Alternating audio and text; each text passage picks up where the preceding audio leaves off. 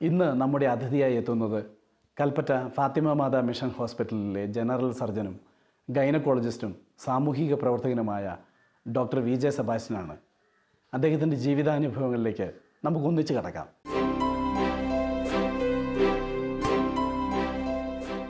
ഈ പരിപാടിയിലേക്ക് സാർ സ്വാഗതം. 44 വർഷത്തെ ഡോക്ടർ എന്നുള്ള നിലയിലുള്ള പ്രവർത്തനങ്ങളിൽ വയനാട്ടിലെ ജനവും ജീവിതവുമായി ചേർന്നാണ് അങ്ങ് കൂടുതൽ കാലവും നീങ്ങിയത്. കർഷകർ, ആദിവാസികൾ, സ്ത്രീകൾ, കുട്ടികൾ, അതിൽ തന്നെ ലഹരി ബാധിതരായ ആളുകൾ, വളരെ അനുഭവപൂർണമായ ഒരു ജീവിതത്തെ എങ്ങനെയാണ് സാറൊന്ന് നമ്മുടെ പ്രേക്ഷകർക്ക് വേണ്ടി നോക്കിക്കാണുന്നത്? തികഞ്ഞ സംതൃപ്തിയോടുകൂടിയാണ് ഞാൻ എൻ്റെ കഴിഞ്ഞ ജീവിതകാലത്ത് തിരിഞ്ഞു നോക്കുന്നത്. 1972 ഞാനും എൻ്റെ ഭാര്യയും കൂടെ വയനാട്ടിലേക്ക് കാലുകുത്തുന്നത്. അന്ന് ഇവിടെ ഉണ്ടായിരുന്ന എൻ്റെ അപ്പൻ്റെ സുഹൃത്തുക്കളായ പാറ്റാനി കുടുംബത്തിലെ അംഗങ്ങളെ, പാറ്റാനി മാണിച്ചേട്ടൻ, ഇ സെബാസ്റ്റ്യൻ ഐക്കരത്താഴത്ത് എന്നുള്ള സുഹൃത്തുക്കളുടെയൊക്കെ പ്രേരണ വയനാട്ടിൽ കാലുകുത്താനും ഇവിടെ ഒരു സ്വന്തമായ പ്രാക്ടീസ് തുടങ്ങാനും എന്നെ പ്രേരിപ്പിച്ചിട്ടുണ്ട്. അന്ന് ചേലോട്ട് ഗുഡ് ഷെപ്പേർഡ് ഹോസ്പിറ്റൽ അല്ലാതുകൊണ്ട് കാര്യമായി പ്രവർത്തിക്കുന്ന ആശുപത്രികളൊന്നും ഉണ്ടായിരുന്നില്ല. അന്നത്തെ പഞ്ചായത്ത് പ്രസിഡൻ്റായിരുന്ന PMP എന്ന ഗൗഡരുടെ സ്ഥലത്താണ് ആശുപത്രി ആരംഭിക്കുന്നത്. കുറവിലങ്ങാട് വെള്ളാക്കൽ വീട്ടിൽ ജനിച്ച് തൃശ്ശൂരിലേക്ക് കുടിയേറി പിന്നീട് വയനാട്ടിലേക്ക് കൽപ്പറ്റയിലേക്ക് വന്ന ഒരു ജീവിതത്തിൻ്റെ പ്രയാണമുണ്ട് സാറിന്. അതിൽ ബാല്യകാലത്തെ ഒന്ന് കേൾക്കാൻ പറ്റുമോ? കുട്ടിക്കാലം വളരെ സന്തോഷപ്രദമായ ബാല്യകാലം. എനിക്ക് എത്ര തിരിഞ്ഞു നോക്കിയാലും മതിയാകാത്ത ബാല്യകാലമായിരുന്നു. ഞങ്ങൾ കുറവിലങ്ങാട് ഇപ്പോഴത്തെ പാലമറ്റം പള്ളിയുള്ള ഭാഗത്തു നിന്നും കുടിയേറി 51 തൃശ്ശൂർ മുളകുന്ത മെഡിക്കൽ കോളേജിൻ്റെ കിഴക്കേ ഭാഗത്തുള്ള പൂമല എന്ന കുടിയേറ്റ പ്രദേശം വന്ന് കയറിയത്. അവിടെ കൃഷി ആരംഭിച്ചു. കൃഷിയിൽ പരാജയവും വിജയവും ഒക്കെ ഉണ്ടായി. മക്കളെയെല്ലാം പഠിപ്പിക്കണമെന്നുള്ള അപ്പൻ്റെ അതിയായ ആഗ്രഹം കൊണ്ട് കൂടുതൽ സൗകര്യമുള്ള ആ സ്ഥലത്ത് ഞങ്ങൾ സ്ഥലം എടുക്കുക ചെയ്തത്. അതിനു മുമ്പ് തന്നെ വയനാട്ടിൽ വന്ന് നോക്കി മലമ്പനി കണ്ട് പേടിച്ച് തിരിച്ചു പോയതാണ്. സഹോദരങ്ങൾ എത്ര പേരുണ്ടായിരുന്നു? ഞങ്ങൾ 3 പേരാണ് ഉള്ളത്. എന്നെക്കാൾ 10 വയസ്സ് കൂടുതലുള്ള എൻ്റെ പെങ്ങളാണ് എന്നെ സ്കൂളിൽ കൊണ്ടുപോകാനൊക്കെ എടുത്തു കൊണ്ടുപോയി എന്നാണ് അവകാശപ്പെടുന്നത്. അമ്മയേക്കാൾ എനിക്ക് ഏറ്റവും പേടിയുണ്ടായിരുന്നത് എൻ്റെ പെങ്ങളെയായിരുന്നു. തൃശ്ശൂർ വന്ന് കുടിയേറി പാർത്ത് കൃഷിസ്ഥലമായിരുന്നു. ഞങ്ങൾ കൃഷിക്കാരായിരുന്നു. വളരെ നന്നായി ജോലിയെടുത്തു, ഒത്തിരി അധ്വാനിച്ചു. ഇപ്പോഴത്തെ പോലെ നിരാശയുണ്ടാകുന്ന ഒത്തിരി കൃഷിയുടെ പരാജയങ്ങളുണ്ടായെങ്കിലും ആത്മഹത്യയിലേക്ക് ചിന്തിച്ചില്ല. ഒരു കർഷക കുടുംബത്തിൻ്റെ പശ്ചാത്തലത്തിൽ അപ്പനും അമ്മയൊക്കെ നൽകിയ പ്രചോദനം, മാതൃക ജീവിതത്തിലെ പ്രശ്നങ്ങളെ നേരിടാൻ വളരെയധികം സഹായിച്ചിട്ടുണ്ട്.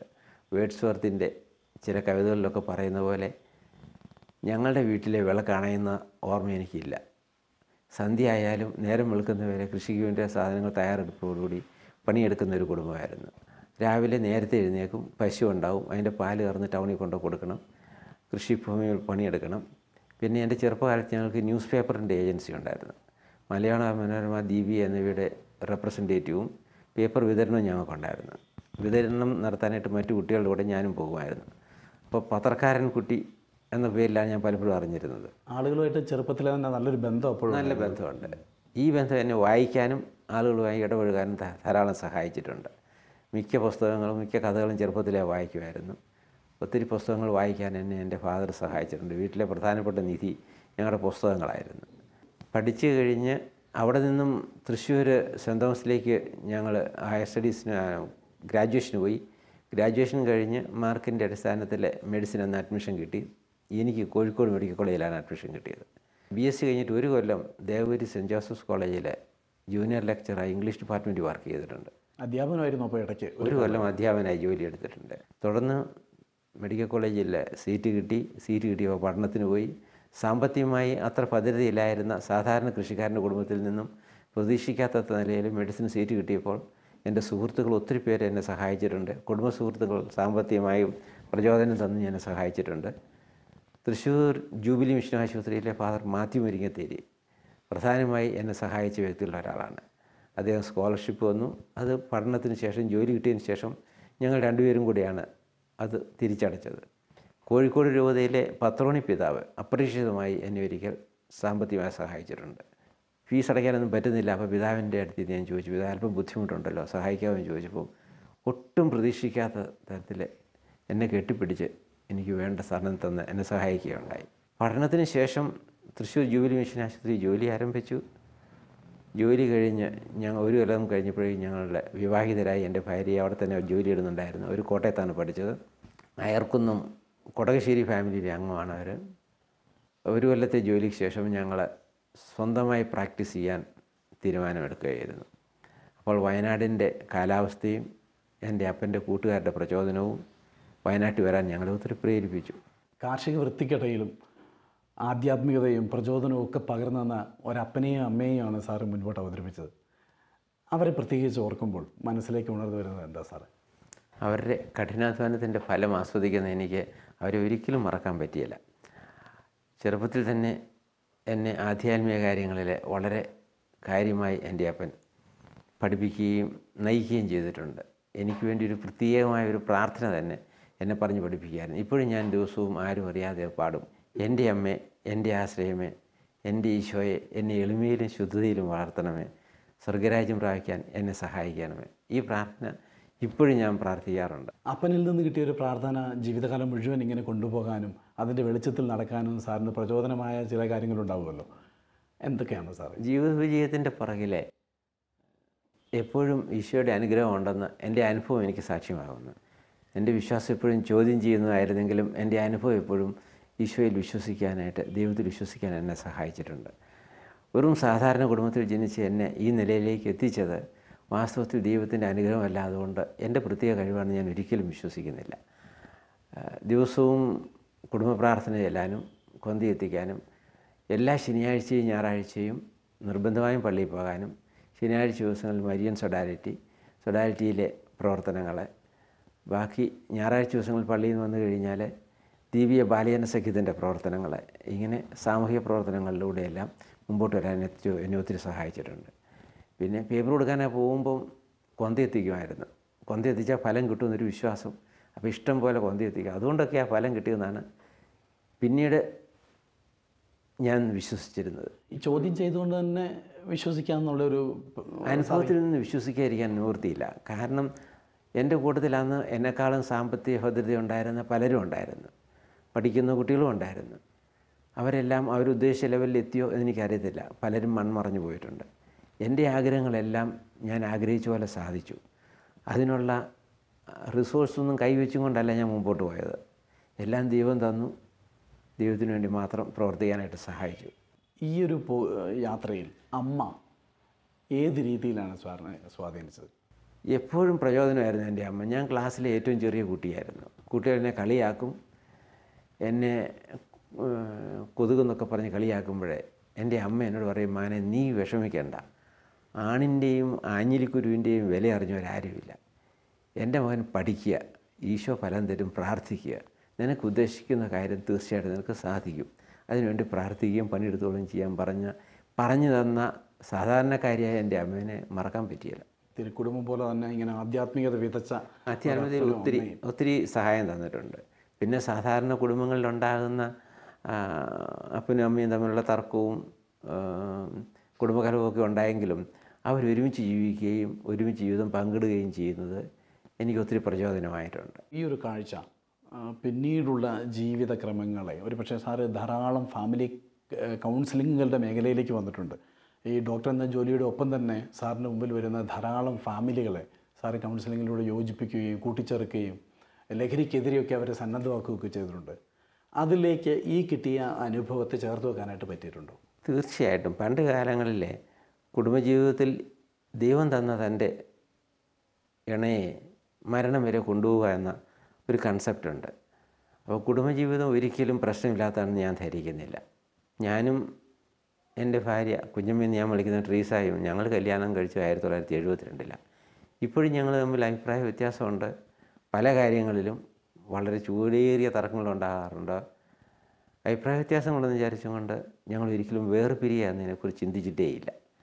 അത് ശരിയാണെന്ന് ഞങ്ങൾക്ക് തോന്നുന്നില്ല. ദൈവം തന്ന കൂട്ടുകാരിയെ മരണം വരെ ഒരുമിച്ച് കൊണ്ടുപോകാനെടുത്ത പ്രതിജ്ഞ മുമ്പോട്ട് പോകാൻ ഞങ്ങൾ പ്രതിജ്ഞാബദ്ധരാണ്. അത് ചെയ്യുകയും ചെയ്യും. ഈ പ്രചോദനവും ഈ സന്ദേശവും മക്കൾക്ക് കൊടുക്കുന്നുണ്ട്. ലഹരിയുടെ ഉപയോഗം കൊണ്ടും സാമ്പത്തിക പ്രശ്നം കൊണ്ടും തകർന്ന മറ്റ് പലരും ഞങ്ങളുടെ അടുത്ത് പ്രശ്നപരിഹാരത്തിന് വരികയും പ്രശ്നങ്ങളായി വരികയും ചെയ്യുമ്പോൾ ഇതവർക്ക് പറഞ്ഞു കൊടുക്കാൻ ഞങ്ങൾക്ക് സഹായിക്കുന്നുണ്ട്. കാരണം ഞങ്ങളുടെ അനുഭവം അത്ര വേദനിക്കുന്നതും ദൈവം തന്ന ഫലത്തിൻ്റെ ഗുണം അനുഭവിക്കുന്നതാണ്. ലഹരിയെക്കുറിച്ച് പറഞ്ഞപ്പോൾ ലഹരി ചികിത്സയുമായി ബന്ധപ്പെട്ട് ധാരാളം അനുഭവങ്ങൾ സാറിന് മുൻപിലുണ്ട്. തകർന്ന കുടുംബങ്ങളെ യോജിപ്പിച്ചിട്ടുണ്ട്. ലഹരിയുടെ ദുരന്തങ്ങൾ സാറ് കൺമുമ്പിലൂടെ കണ്ടുപോയിട്ടുണ്ട്. എവിടെയാണ് ശരിക്ക് ലഹരിക്കെതിരെ ഒരു കുടുംബത്തെ ഒന്ന് സജ്ജമാക്കാനായിട്ട് കഴിയുക? ലഹരി എന്ന് പറയുന്നത് മനുഷ്യൻ്റെ ശരീരത്തെയും മനസ്സിനെയും അവരുടെ ആത്മാവിനെയും അവരുടെ കുടുംബത്തെയും അങ്ങനെ പൊതുവെ ആ സമുദായത്തെയും നശിപ്പിക്കുന്ന ഒരു വസ്തുവാണ്. ബിഷപ്പ് സൂസപ്പാക്യം തന്നെ അവതരിപ്പിച്ചിട്ടുള്ള വിഷയമാണ് ഈ 5 തലങ്ങളിൽ പ്രവർത്തിക്കുന്ന ഈ മഹാമാരിയെ നമ്മൾ അകറ്റി നിർത്തിയേ നിവൃത്തിയുള്ളൂ. ഈ പറയുന്ന ഞാൻ തന്നെ 31 വയസ്സ് വരെ ലഹരി തൊടുകയില്ല എന്ന് പ്രതിജ്ഞയെടുത്ത് ജീവിച്ചിരുന്ന വ്യക്തിയാണ്. വിദേശത്ത് ചെന്നിട്ടും മദ്യം കഴിച്ചിട്ടില്ല. വിവാഹത്തിന് വീഞ്ഞ് വിളമ്പിയതുപോലെ ഞാൻ കഴിക്കുകയുണ്ടായില്ല. അത് കഴിഞ്ഞ് ദൈവം വീഞ്ഞ് ഉണ്ടാക്കിയത് വെള്ളത്തിൽ നിന്നല്ലേ, വിവാഹത്തിന് വീഞ്ഞ് വിളമ്പിയതല്ലേ, എന്തുകൊണ്ട് ഞാൻ ദൈവത്തെക്കാൾ വലിയ മനുഷ്യനാകുന്നു എന്നുള്ള ധാരണയെല്ലാം കടന്നുകൂടി ലഹരി കഴിച്ചു തുടങ്ങി. എൻ്റെ ഭാര്യയുടെ സമീപത്തിലായിരുന്നു. ഞങ്ങളുടെ ഫ്രണ്ട്സിൻ്റെ ഇടയിൽ ഒരു സോഷ്യൽ ഡ്രിങ്കിങ് എന്ന നിലയിൽ കുടിച്ച് ഞാൻ നാട്ടിൽ തിരിച്ചെത്തി കഴിഞ്ഞപ്പോൾ എൻ്റെ സ്നേഹിതന്മാരുടെ വീട്ടിൽ ചെല്ലുമ്പം ലഹരി എനിക്ക് തരുന്നില്ലേ, എനിക്ക് തരാമായിരുന്നല്ലോ എന്ന് ചോദ്യം വരികയുണ്ടായി. അപ്പം ഞാൻ രോഗികളെ ചികിത്സിക്കും. ശാരീരിക രോഗത്തെക്കുറിച്ച് മാത്രമേ അന്ന് എനിക്ക് അറിവുണ്ടായിരുന്നുള്ളൂ. രോഗത്തെ ചികിത്സിക്കുമ്പോൾ അവർ ചോദിക്കും ഡോക്ടർ കുടിക്കുന്നത് കണ്ടിട്ടുണ്ടല്ലോ. അപ്പം ഞാൻ പറയും ഞാൻ കുടിക്കാറുണ്ട്, സോഷ്യൽ ഡ്രിങ്കിങ് മാത്രമേ ഉള്ളൂ. അപ്പം ഞങ്ങൾ മാത്രമേ ഉള്ളൂ എന്ന് ഇവർ പറയുമ്പോഴേ എനിക്ക് എന്നോട് തന്നെ ഒരു ചോദ്യം ചോദിക്കേണ്ടി വന്നു, നിങ്ങളും കുടിക്കുന്നില്ലേ എന്ന്. ക്രമേണ ഞാൻ എൻ്റെ കുടിയുടെ ഫ്രീക്വൻസി കുറയ്ക്കുകയും പിന്നീട് കുടി പരിപൂർണമായി നിർത്തുകയും ചെയ്തു. അപ്പോൾ ലഹരി മനുഷ്യ ശരീരത്തിൽ കയറി പലതരത്തിൽ ബാധിക്കുന്നുണ്ട്. അതിലേറ്റവും പ്രധാനം എൻ്റെ അഭിപ്രായത്തിൽ കുടുംബത്തിൻ്റെ ശിഥിലീകരണമാണ്. ഒരു വ്യക്തിക്കുണ്ടാകുന്ന ശാരീരികവും മാനസികവുമായ രോഗങ്ങൾ ഒത്തിരി ഉണ്ടെങ്കിലും ഇവരുടെ ഈ അവസ്ഥ ആ കുടുംബത്തെ തകർക്കും. നമ്മുടെ നാട്ടിലിപ്പോൾ കാണുന്ന വിവാഹ മോചനത്തിനും മുഴുവനും പുറകിൽ, കുടുംബകലഹങ്ങളുടെ മുഴുവനും പുറകിൽ ഒരു പക്ഷേ ലഹരിയുടെ ഉപയോഗമായിരിക്കാം. ഈ സാറിപ്പോൾ പറഞ്ഞു വെച്ച സ്വന്തം ഉദാഹരണം വെച്ചുകൊണ്ടാണെങ്കിൽ വ്യക്തി തന്നെ സ്വയം തീരുമാനിച്ച് അതിനെതിരെ മുൻപോട്ട് വരിക എന്നിടത്ത് ആ ഒരു മേഖലയാണോ ലഹരിക്കെതിരെ നമുക്ക് പോരാടാനുള്ള ഒരു ഇടം? ഒരു ലഹരിക്ക് അടിമയായ ആസക്തി എന്ന രോഗം ബാധിച്ച ഒരു വ്യക്തിയെ രോഗവിമുക്തനാക്കണമെന്നുണ്ടെങ്കിൽ അതൊരു രോഗമാണെന്ന് WHO തന്നെ അംഗീകരിച്ചിട്ടുണ്ട്. ഈ രോഗത്തിൽ നിന്ന് അവരെ വിമുക്തരാക്കണമെന്നുണ്ടെങ്കിൽ അവരുമായി ഏറ്റവും അധികം അടുത്ത് പെരുമാറുന്ന അവരുടെ ഭാര്യ, അപ്പൻ, അമ്മ, സഹോദരങ്ങൾ ആരെങ്കിലും കൂട്ടത്തിൽ ഇവരെ സ്നേഹത്തോടെ കെട്ടിപ്പിടിച്ച് കൈ ഉയർത്തിയാൽ മാത്രമേ അവർ രക്ഷിക്കാൻ പറ്റുകയുള്ളൂ. അല്ലാതെ കൊണ്ട് ഈ വ്യക്തിക്ക് തന്നെ പലപ്പോഴും ദൈവത്തിൻ്റെ പ്രത്യേക അനുഗ്രഹമില്ലെങ്കിൽ രക്ഷപ്പെടാൻ സാധിക്കുകയില്ല. സാറിൻ്റെ ചികിത്സാമുറിയുടെ പുറത്ത് ഒരു വലിയ പെട്ടിക്കകത്ത് ധാരാളം വിദേശ ബ്രാൻഡുകളുടെ കുപ്പികളും സിഗരറ്റിൻ്റെ പാക്കറ്റുകളും പാൻ മസാലയുടെ കവറുകളൊക്കെ സൂക്ഷിച്ചിരിക്കുന്നത് കണ്ടു. അപ്പോൾ തീർച്ചയായിട്ടും അത് ഈ മദ്യപരിൽ നിന്നും മറ്റും പിടിച്ചിട്ടതായിരിക്കും എന്നുള്ളൊരു ഓർമ്മപ്പെടുത്തലാണ്. ഇത്രയും ഏറെ അടിപ്പെട്ടു പോയ ഒരാളുകളുമായി ഇടപെട്ടിട്ടുള്ള ഒരാളെന്നുള്ള നിലയ്ക്ക് ഈ ലഹരി ബാധിതരുടെ ജീവിതത്തിൻ്റെ സാഹചര്യങ്ങൾ സാറിനൊന്ന് പങ്കുവെക്കാവൂ? തകർന്ന കുടുംബങ്ങളാണ് ഇവർ പലതും തന്നെ. ഇവരെ നമ്മൾ സഹായിക്കാൻ പോകുമ്പോൾ ആദ്യമായി ലഹരിക്ക് അടിമയായ വ്യക്തിയെ രക്ഷപ്പെടുത്തിയാലേ ആ കുടുംബം രക്ഷപ്പെടുകയുള്ളൂ. അപ്പോൾ രോഗിയായ ആ വ്യക്തിയെ സ്നേഹത്തോടെ സംരക്ഷിച്ച് രോഗത്തിൽ നിന്ന് രക്ഷപ്പെടുത്തണം.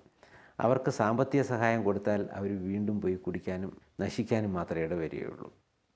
ആ കുടുംബാംഗങ്ങളുടെ തൊട്ടടുത്ത് സ്നേഹത്തോടുകൂടി പെരുമാറുന്ന ഭാര്യയുടെ പ്രത്യേകിച്ച് ആ ഭാര്യയുടെ സ്നേഹമസൃണമായ പെരുമാറ്റം അവരെ അങ്ങേയറ്റം രക്ഷപ്പെടുന്നു. ഇവർ മാനസികമായ തകർന്നിട്ടുള്ള രോഗികളാണ്. പൊതുവേ നല്ല മനുഷ്യരാണ്, സിമ്പിൾ ഹാർട്ടഡാണ്. അവർ നമ്മളെ ഉപദ്രവിക്കുകയില്ല, പക്ഷേ കള്ളം പറയും ലഹരി കഴിക്കാൻ വേണ്ടിയിട്ട്. അപ്പോൾ ഈ ധൈര്യമില്ലാത്ത ഭീരുക്കളായ ഈ വ്യക്തികൾ ധൈര്യം കിട്ടാനും മറ്റുള്ളവരുടെ ഒപ്പം എത്താനും ഞാനും നിങ്ങളെപ്പോലെയാണെന്ന് കാണിക്കാനുമൊക്കെയുള്ള ഒരവസ്ഥയിലായിരിക്കാം ചിലപ്പോൾ കുടിച്ചു തുടങ്ങുന്നത്. അങ്ങനെ കുടിച്ചു തുടങ്ങിക്കഴിഞ്ഞു കഴിഞ്ഞാൽ അവർക്ക് മദ്യത്തിൻ്റെ കുടിക്കുന്നതിൻ്റെ അളവ് കൂടി, ഫ്രീക്വൻസി കൂടി, പ്രാവശ്യം കൂടി, അത് മദ്യത്തിന് അവർക്ക് ടോളറൻസ് എന്ന് പറഞ്ഞ അവസ്ഥയിലേക്ക് അവർ എത്തിച്ചേർന്നു. അപ്പോൾ സഹിഷ്ണുത എന്ന് മലയാളത്തിൽ പറയുന്ന ഈ അവസ്ഥയിൽ ഇന്നലെ ഒരു പെഗ് കുടിച്ചപ്പോൾ കിട്ടിയ അതേ ആനന്ദം ഇന്ന് കിട്ടണമെങ്കിൽ ഒരര പെഗും കൂടെ കഴിക്കേണ്ടി വരും. അപ്പോൾ എൻ്റെ ജീവിതം ഈ ഇണയ്ക്ക് വേണ്ടിയാണ്, അയാൾക്ക് ഈ രോഗമുണ്ടെങ്കിൽ അത് ഞാൻ ചികിത്സിച്ച് സുഖമാക്കും എന്ന ഒരു ഉറച്ച വിശ്വാസത്തോടു കൂടി തൻ്റെ സുഹൃത്തിനെ, തൻ്റെ പിതാവിനെ, തൻ്റെ ഭാര്യയെ, തൻ്റെ ഭർത്താവിനെ അവർ സ്നേഹിക്കുന്നുണ്ടെങ്കിൽ തീർച്ചയായിട്ടും നമുക്കവരെ രക്ഷപ്പെടുത്താൻ സാധിക്കും. അപ്പോൾ അതിൻ്റെ ഒരു ചികിത്സാ ഘട്ടങ്ങളിൽ സ്വാഭാവികമായിട്ടും സാറിൻ്റെ ഒരു കൗൺസിലിങ്ങും പിന്നെ രോഗചികിത്സയുടെ വിവിധ തലങ്ങളൊക്കെ ഉണ്ടാവും. അതിനെക്കുറിച്ച് രോഗി വന്നാൽ ആദ്യം തന്നെ ഡീടോക്സിഫിക്കേഷനാണ്. പലരും ചിലപ്പോൾ സമ്മതിച്ചിട്ടുണ്ടായിരിക്കും, ചിലപ്പോൾ പകുതി മനസ്സുണ്ടാവും.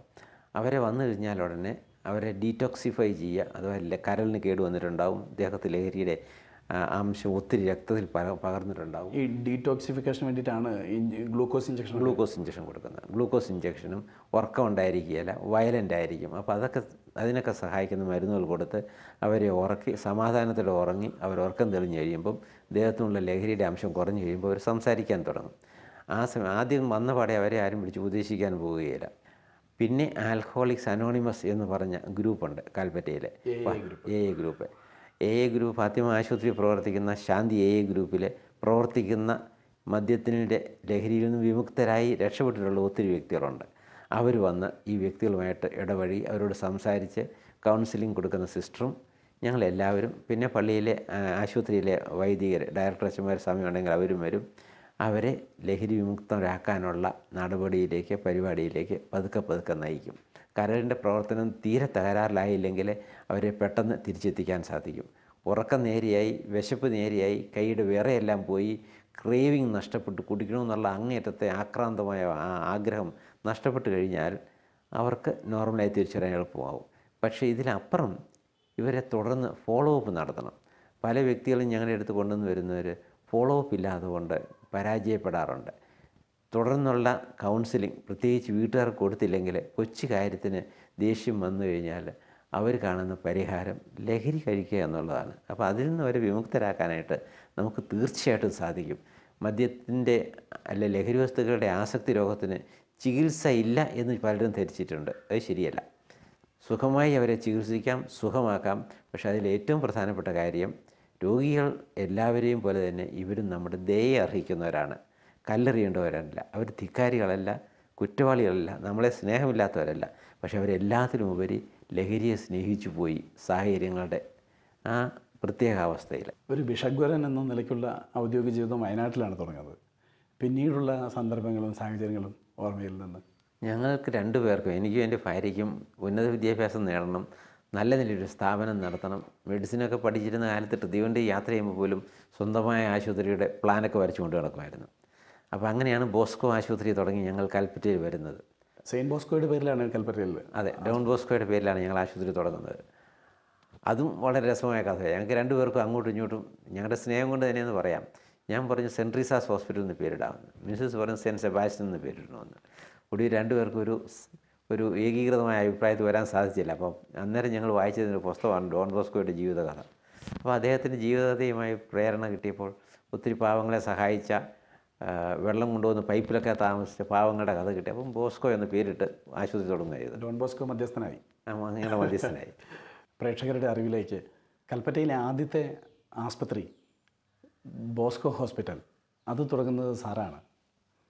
തുടർന്ന് ആ ആസ്പത്രിയാണ് CMI വൈദികർ ഫാത്തിമ മാതാ മിഷൻ ഹോസ്പിറ്റലായിട്ട് ഏറ്റെടുത്ത് വയനാട് ജില്ലയുടെ തന്നെ ആരോഗ്യ പരിരക്ഷയ്ക്ക് മുതൽക്കൂട്ടായിട്ട് മാറിയത്. ബോസ്കോ ഹോസ്പിറ്റൽ CMI അച്ഛന്മാർ ഏറ്റെടുത്തതിന് ശേഷമാണ് സാർ ഇംഗ്ലണ്ടിലേക്ക് പോയത്. പിന്നീട് ഇംഗ്ലണ്ടിലുള്ള കാര്യങ്ങളും മുൻപോട്ടുള്ള പ്രയാണമൊക്കെ? കോഴിക്കോട് മെഡിക്കൽ കോളേജിൽ എനിക്ക് MS അഡ്മിഷൻ കിട്ടിയിരുന്നു.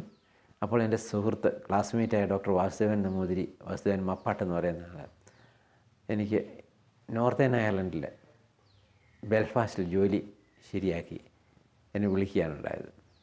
തുടർന്ന് അങ്ങോട്ട് ബെൽഫാസ്റ്റ് ചെന്നപാടെ ക്ലിനിക്കൽ അറ്റാച്ച്മെൻറ്റ് കഴിഞ്ഞ് വൈറ്റാബേ ഹോസ്പിറ്റലിൽ സർജറിയിൽ ജൂനിയർ ഡോക്ടറായിട്ട്, സീനിയർ ഹൗസ് ഓഫീസർ എന്നാണ് പറയുക, ജോലി കിട്ടി. അത് കഴിഞ്ഞ് ടീച്ചിങ് റൊട്ടേഷനിൽ റോയൽ വിക്ടോറിയ ഹോസ്പിറ്റലിൽ സർജറിയിലെ റൊട്ടേഷനിൽ ജോലി കിട്ടി. അവിടെ നിന്നും ഫെലോഷിപ്പിന് FRCSന് വേണ്ടി പഠിച്ചു.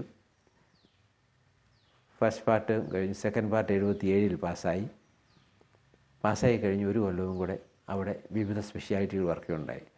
ആ വർക്ക് ചെയ്തതിൻ്റെ പ്രധാന ലക്ഷ്യം, ഞാൻ ജോലി ആരംഭിച്ച കാലത്ത് തൃശ്ശൂർ ജൂബിലി മിഷൻ ആശുപത്രിയിലുണ്ടായിരുന്ന ഡോക്ടർ ഏടൻവാല ഒരുവിധം എല്ലാ സർജറിയും ചെയ്യുമായിരുന്നു. അദ്ദേഹത്തിൻ്റെ പ്രവർത്തനം, അദ്ദേഹത്തിൻ്റെ കൂടെ ജോലി എടുക്കുന്ന എനിക്കൊരു സന്തോഷമായിരുന്നു. Plastic surgery, orthopaedic surgery, gynaecology surgery, general surgery എല്ലാം ചെയ്തിരുന്ന അദ്ദേഹത്തിൻ്റെ മാതൃക സ്വീകരിച്ചും കൊണ്ട് തിരിച്ചു വരുന്ന കൽപ്പറ്റ ഇന്നത്തെ പോലെ വളരുമെന്ന് ഞാൻ പ്രതീക്ഷിച്ചിരുന്നില്ല. അപ്പോൾ എല്ലാ സ്പെഷ്യാലിറ്റികളിലും കൈവച്ചും കൊണ്ട് ഏത് രോഗം വന്നാലും അവരെ ചികിത്സിക്കണമെന്ന പ്രതീക്ഷയോടുകൂടിയാണ് ഇതെല്ലാം പഠിക്കുകയും ഗൈനക്കോളജി അടക്കം അവിടുന്ന് പഠിച്ച് അവിടെ പഠിക്കുമ്പോൾ തന്നെ കൽപ്പറ്റയിൽ തിരിച്ചു വരണം എന്നുള്ളൊരു ആഗ്രഹം പ്രതീക്ഷ ഉണ്ടായിരുന്നു. എനിക്ക് ഒരിക്കലും ഇംഗ്ലണ്ടിൽ തന്നെ തങ്ങണമെന്ന് ആഗ്രഹം ഉണ്ടായിരുന്നില്ല. തിരിച്ചു വന്ന് നമ്മുടെ നാട്ടിൽ നമ്മുടെ ആളുകൾക്ക് വേണ്ടി പ്രവർത്തിക്കണം എന്ന വലിയ താല്പര്യം ഉണ്ടായിരുന്നു. 80-ലാണ് രണ്ടാമത് തിരിച്ചു വരുന്നത്. അപ്പോൾ ഇംഗ്ലണ്ടിലെ വിദ്യാഭ്യാസവും അവിടുത്തെ ജീവിത രീതിയും എന്നെ ഒത്തിരി കണ്ണ് തുറപ്പിച്ചിട്ടുള്ള അനുഭവങ്ങളുണ്ടായിട്ടുണ്ട്. നമ്മുടെ നാട്ടിലെ നമ്മൾ ധാർമ്മികതയിൽ കൊടുക്കുന്ന മൂല്യങ്ങൾ, അവിടുത്തെ ജനങ്ങളുടെ ജീവിത രീതി, പ്രത്യേകിച്ച് ലൈംഗികതയിൽ അവരുടെ ചിന്താഗതി, ഇതെല്ലാം എന്നെ ഒത്തിരി ഇരുത്തി ചിന്തിപ്പിച്ചു. മാർപ്പാപ്പയുടെ മൂക്കിന് താഴെയുള്ള ജനങ്ങളും വിദേശികളും നമ്മൾ അന്ന് കരുതിയിരുന്നതിന് വിപരീതമായിട്ട് വളരെ ലൂസായ ഒരു ജീവിതം നയിക്കുന്നതായി എനിക്ക് തോന്നി. സാധാരണയായി വളരെ ഭയഭക്തി ബഹുമാനങ്ങളോടുകൂടി പരസ്പരം പെരുമാറുകയും പള്ളിയിലൊക്കെ പോയി ജീവിക്കുകയും ചെയ്യുന്ന അവസ്ഥ അവിടെയുണ്ട്. എങ്കിലും വൃദ്ധന്മാരുടെ ഒരു കേന്ദ്രമായിട്ടാണ് എനിക്ക് അവിടെ ചെന്നപ്പോൾ അവിടുത്തെ ദേവാലയങ്ങളെയൊക്കെ കണ്ടപ്പോൾ തോന്നിയത്. കുട്ടികൾ ആശുപത്രിയിൽ വരുമ്പോൾ അവരോട് നമ്മൾ ചോദിക്കുന്ന കുശലം നടത്തുമ്പോൾ ആദ്യം ചോദിക്കുന്ന ചോദ്യം, നിൻ്റെ ഗേൾ ഫ്രണ്ട് ആരാ, നിൻ്റെ ബോയ് ഫ്രണ്ട് ആരാ, നീ എന്താ അവന് വാങ്ങിച്ചു കൊടുത്തത്? കൊച്ചു കുട്ടികൾ നഴ്സറി സ്കൂളിലും കൊച്ചു പ്രൈമറികളിലും പഠിക്കുന്ന കുട്ടികളോട് ചോദിക്കുന്ന ചോദ്യം അതാണ്. അപ്പോൾ അന്ന് മറ്റ് തരത്തിലുള്ള സ്പിരിച്വൽ ലൈഫിനെ കുറിച്ചൊന്നും ആരും ബോധവാന്മാരോ ആർക്കും ഒത്ത താല്പര്യം ഉണ്ടായിരുന്നില്ല. അതാണ് വിദേശ ജീവിതത്തിൽ ഞാൻ കണ്ടത്. പക്ഷേ വിദേശ ജീവിതത്തിലെ സ്പിരിച്വലായിട്ട് വരുന്നവർ വളരെ ആത്മാർത്ഥമായിട്ട് അതിനകത്ത് നിലനിൽക്കുന്നതായി കണ്ടു. പിന്നെ നമ്മുടെ ഇവിടുത്തെ പോലെ ചിട്ടയായ വേദപാഠ ക്ലാസ്സുകളോ പള്ളിയിലെ പരിപാടികളോ ഒന്നും അവിടെ ഇല്ല. ആരും അതിൻ്റെ പേരിൽ അധികം ബന്ധപ്പെടാറില്ല. പള്ളിയിലെ വൈദികർ പോലും duty time which of time വെച്ചാണ് ജോലി എടുത്തിരുന്നത് എനിക്ക് പലപ്പോഴും തോന്നിയിട്ടുണ്ട്. നേരത്തെ പറഞ്ഞ ആ ഒരു കുത്തഴിഞ്ഞ ജീവിതത്തിൻ്റെ ഒരു ശൈലി പതിയെ നമ്മുടെ ഇവിടേക്കും കടന്നു വന്നുകൊണ്ടിരിക്കുകയല്ലേ, അതിനെ സാർ എങ്ങനെ ഒന്ന് നോക്കിക്കാണുന്നത്? പൂർണ്ണമായും കുത്തഴിഞ്ഞതായിരുന്നില്ലെങ്കിൽ വളരെ ഫ്രീ ആയിരുന്നു അവരുടെ ലൈഫ്.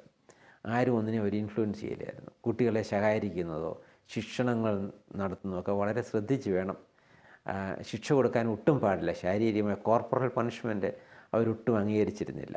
എനിക്കിഷ്ടം പോലെ കോർപ്പറൽ പണിഷ്മെൻറ്റ് കിട്ടിയിട്ടുണ്ട് കുട്ടിക്കാലത്ത്. എൻ്റെ ഈ ചാച്ചനും എന്നെക്കാൾ 10 വയസ്സ് മൂത്ത പെങ്ങളായിരുന്നു എന്നെ ഏറ്റവും അടിച്ചിരുന്നത് എനിക്ക് തോന്നുന്നു. അപ്പോൾ അവരുടെ അടിയൊക്കെ കിട്ടി ഞാൻ ഓടിപ്പോകുമ്പോഴേ എനിക്ക് അവരോടൊക്കെ സങ്കടവും ദേഷ്യവും തോന്നിയിട്ടുണ്ട്. അത് കഴിഞ്ഞ് തിരിച്ച് എന്നെ മടിയിലിരുത്തി ആശ്വസിപ്പിക്കുമ്പം അങ്ങേയറ്റത്തെ സംതൃപ്തിയും തോന്നിയിട്ടുണ്ട്. സ്വന്തം വീട്ടിൽ നിന്ന് ശാരീരിക ശിക്ഷണങ്ങൾ അടക്കം കിട്ടി വളർന്നു വന്ന ഒരു സെബാസ്റ്റ്യൻ കുട്ടി പിന്നീട് ഇംഗ്ലണ്ടിലൊക്കെ പോയി അങ്ങനെ അല്ലാത്ത ഒരു ജീവിത രീതി കൂടി പരിചയിച്ചിട്ടുണ്ട്. തുടർന്ന് വീടുമായി ബന്ധപ്പെട്ട് സാമൂഹികമായ കാഴ്ചപ്പാടുകളുമായി ബന്ധപ്പെട്ട് ധാരാളം അനുഭവങ്ങൾ സാറിനുണ്ട്. ഇതിനിടയിൽ സമതുലിതമായിട്ട് കുട്ടികളെ വളർത്താൻ കഴിയുന്ന ഒരു ശിക്ഷണ രീതിയെക്കുറിച്ച് സാറിൻ്റെ അഭിപ്രായം എന്താണ്? അനുഭവത്തിൽ നിന്നും എനിക്ക് പറയാനുള്ളത്, അടിച്ച് ശരീരം വേദനിപ്പിച്ച് കുട്ടിയെ ശിക്ഷണം കൊടുക്കേണ്ട കാര്യമില്ല. ശിക്ഷണവും ശിക്ഷയുമായിട്ട് വ്യത്യാസമുണ്ട്. അവർക്ക് അവരുടെ ജീവിതത്തിൽ വന്നുള്ള തെറ്റുകൾ പറഞ്ഞ് മനസ്സിലാക്കിക്കൊണ്ട് ഈ തെറ്റ് ചെയ്താൽ നിനക്ക് ഈ ശിക്ഷ കിട്ടും, അത് നിനക്ക് വേദനയായിരിക്കും, നിൻ്റെ തെറ്റിൻ്റെ ശിക്ഷയാണത് എന്ന് പറഞ്ഞ് മനസ്സിലാക്കി കൊടുത്താൽ പലപ്പോഴും കുട്ടികൾ അത്തരം കുസൃതികളൊന്നും മാറി നിൽക്കും. എൻ്റെ ശിക്ഷയില്ലാതെ തന്നെ ശിക്ഷണത്തിലൂടെ കുട്ടിയെ വളർത്തിയെടുക്കാൻ പറ്റും. നിങ്ങൾ ചെയ്യുന്നത് തെറ്റാണെന്ന് പറഞ്ഞ് മനസ്സിലാക്കി കൊടുത്താൽ മതി. അപ്പോൾ എൻ്റെ വീട്ടിൽ തന്നെ എൻ്റെ കുട്ടികൾ കാണിക്കാറുള്ളത് ഒരനുഭവം ഞാൻ പറഞ്ഞത്. ഞാനൊരു ദിവസം ഒരു മുറിയുടെ വാതിൽക്കൽ നിന്ന് കരയാണ്. ഒരു ഗ്രാൻഡ് സൺ കൈയും കെട്ടിപ്പിടിച്ച് കരയുന്നത്, എന്താ മോനെ എന്ന് ചോദിച്ചപ്പോൾ അവൻ ഒന്നും പറയുന്നില്ല. അപ്പോൾ പറഞ്ഞു, that is A naughty corner. കുഞ്ഞ് ജയിലാണ്. ലക്ഷ്മണരേഖ എന്ന് നമ്മുടെ നാട്ടിൽ നമ്മൾ പറയുന്ന പോലെ തന്നെ ഒരു വര വരച്ച് കാണിച്ചിരിക്കുകയാണ് റൂമിൻ്റെ ഒരു മൂലയിൽ. നീ അവിടെ നിന്ന് ഇങ്ങോട്ട് കടക്കണ്ട, നീ ആ തെറ്റ് ചെയ്തതുകൊണ്ട് നീ അവിടെ നിന്നോളണം, അതാണ് നിൻ്റെ ശിക്ഷ. അപ്പം ലക്ഷ്മണരേഖ പോലെ അല്ലെങ്കിൽ നോട്ടി കോർണർ വരെ പെരയുടെ ഒരു കോർണറിൽ അവനെ നിർത്തുന്നു. അവന് വലിയ ശിക്ഷയാണ്, അടിയൊന്നുമില്ല.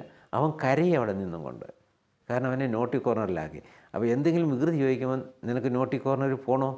എനിക്ക് വേണ്ട, ഐ ആം ഓൾ റൈറ്റ് എന്ന് പറയാൻ അവർക്ക് സാധിക്കുന്നു. ശിക്ഷ കൊടുക്കാതെ കൊണ്ട് തന്നെ, അഥവാ ഈ കൊച്ചു ശിക്ഷയിലൂടെ ശിക്ഷണം അവർക്ക് കൊടുക്കാൻ സാധിക്കുന്നുണ്ട്. അടിയേക്കാൾ ആഴത്തിലൊരു അവബോധം കുട്ടിക്ക് തീർച്ചയായിട്ടും അവബോധം വരും. ഞാൻ ചെയ്യുന്നത് തെറ്റാണെന്നുള്ളവനും മനസ്സിലാവും. തെറ്റ് ചെയ്താൽ എനിക്ക് ഈ ശിക്ഷ കിട്ടും, അത് അടിയായിക്കൊള്ളണമെന്നൊരു നിർബന്ധവുമില്ല എന്നാണ് എനിക്ക് അനുഭവത്തിൽ നിന്ന് മനസ്സിലായത്. ഇപ്പോൾ എനിക്ക് മനസ്സിലാകുന്നു, ഒരു തെറ്റിനും ഒരിടത്തും മരണശിക്ഷ പോലും കൊടുക്കുന്നത് കാണുമ്പോൾ തോന്നും ഇവനെ കൊല്ലണം, തിരിച്ചവനെ കൊല്ലണം, അടിക്കണം, ഇടിക്കണം, പ്രതികാരം ചെയ്യണമെന്ന്. പക്ഷേ ശിക്ഷ മുഴുവനും ദൈവത്തിന് വിട്ടുകൊടുത്തും കൊണ്ട് നമ്മൾ പ്രാർത്ഥിച്ചാൽ മതി എന്നാണ് എനിക്ക് തോന്നുന്നത്. ഇംഗ്ലണ്ടിലെ ആ വിദ്യാഭ്യാസത്തിന് ശേഷം തിരിച്ചുള്ള വരവും പിന്നീടുള്ള പ്രവർത്തനങ്ങളൊന്നും പങ്കുവെക്കാം. ഇംഗ്ലണ്ടിലെ സംസ്കാരം നമ്മുടെ കുട്ടികൾ വരണ്ട എന്നൊരു താല്പര്യം എനിക്കുണ്ടായിരുന്നു. അതുകൊണ്ട് ഞാൻ എൻ്റെ സീനിയേഴ്സായിട്ടുള്ള പലരോടും ചോദിച്ചു. ഡോക്ടർ ഉണ്ണി, ഒരു ഡോക്ടർ ഗോപിനാഥ് ഉണ്ടായിരുന്ന അനസ്തറ്റിസ്റ്റ്, ഇവരോടൊക്കെ ചോദിച്ചപ്പോൾ അവരുടെ അഭിപ്രായം നാട്ടിൽ തിരിച്ചു പോകാൻ താല്പര്യമുണ്ടെങ്കിൽ നല്ലതാണ്, ഇപ്പം തന്നെ പോകുന്നതാണ് നല്ലത്. കുട്ടികൾ വലുതായാൽ പോകാൻ ബുദ്ധിമുട്ടായിരിക്കും. ഈ വിദേശത്ത് വളരുന്ന ഇന്ത്യൻ കുട്ടികളെക്കുറിച്ച് ഞങ്ങൾ പറയുന്നത്, അവരെ താരതമ്യപ്പെടുത്തുന്നത് തേങ്ങയായിട്ടാണ്. പുറമേ അവർ തേങ്ങയെ പോലെ ബ്രൗൺ ആയിട്ടിരിക്കും, അവരുടെ ഉള്ളിൽ അവർ വൈറ്റ് ആയിരിക്കും. അപ്പോൾ അവരെ കോക്കനട്ട്സ് ഞങ്ങൾ വിളിക്കാറുള്ളത്. അപ്പോൾ കുട്ടികളുടെ ആന്തരികമായ ചിന്താഗതി, മാനസികമായ വളർച്ച, അവരുടെ ആറ്റിറ്റ്യൂഡ് എല്ലാം വൈറ്റ് മാൻസ് കൾച്ചറായിരിക്കും. But externally they belong to brown family, Indians, Negroes, അല്ലെങ്കിൽ Nigerians, Pakistanis, Ceylonese, middle east, അങ്ങനെയായിരിക്കും. അപ്പോൾ വിദേശത്ത് വളർന്നു വരുന്ന കുട്ടികൾ ആന്തരികമായി വിദേശികളായിട്ടാണ് വളർന്നു വരിക, ബാഹ്യമായി ഇന്ത്യക്കാരാ അല്ലെങ്കിൽ മറ്റ് നാട്ടുകാരാണെങ്കിൽ പോലും. അപ്പോൾ അങ്ങനെ വളർത്തണ്ട എന്ന താല്പര്യത്തോടെയാണ് ഞാൻ നാട്ടിലേക്ക് വേഗം തിരിച്ചു വരുന്നത്. മക്കളിപ്പോൾ വീണ്ടും വിദേശത്തേക്ക് തന്നെ പോയപ്പോൾ അവരുടെ അത് പേരക്കുട്ടികളെ കുറിച്ച് ഇത്തരം ഒരു ഉത്കണ്ഠ സാറിൻ്റെ പക്കലുണ്ടോ? മൈഗ്രേറ്റിംഗ് ബേഡ്സിനെ കുറിച്ച് പറയുന്ന പോലെയാണ് എനിക്ക് അത്ഭുതം തോന്നാറ്. എൻ്റെ കുട്ടികളാരും അവിടെ വളരണ്ട എന്നെനിക്ക് താല്പര്യം ഉണ്ടായിരുന്നു. ഇവിടെ കൊണ്ടുവന്ന് നമ്മുടെ നാട്ടിൽ അവരെല്ലാവരെയും വിദ്യാഭ്യാസം, ബേസിക് എഡ്യൂക്കേഷൻ, MBBS-ഉം BDS-ഉം എൻജിനീയറിങ്ങും എല്ലാം കഴിഞ്ഞ് കുട്ടികളിലൂടെ പഠിച്ചു കഴിഞ്ഞപ്പോൾ അവർക്ക് അന്നത്തെ ചിട്ട അനുസരിച്ച് ബ്രിട്ടീഷ് സിറ്റിസൺഷിപ്പ് ഉണ്ട്. അത് അവർ തന്നെ ബുദ്ധിമുട്ടി എഴുതി വാങ്ങിച്ചു. ഞാനും മേടിക്കാൻ വേണ്ടി മെനക്കെട്ടില്ല. അവർ പോകണ്ടെന്നായിരുന്നു എൻ്റെ ആഗ്രഹം. ഈശോയുടെ ആഗ്രഹം അങ്ങനെ ആയിരുന്നില്ല. അവർക്ക് എല്ലാവർക്കും അവിടെ അവസരം കിട്ടി. എല്ലാവരും ഇവിടെ വിദ്യാഭ്യാസത്തിന് പോയി, വിദ്യാഭ്യാസം നേടി, വിവാഹം കഴിച്ച് സന്തോഷമായിട്ട് ജീവിക്കുന്നവർ.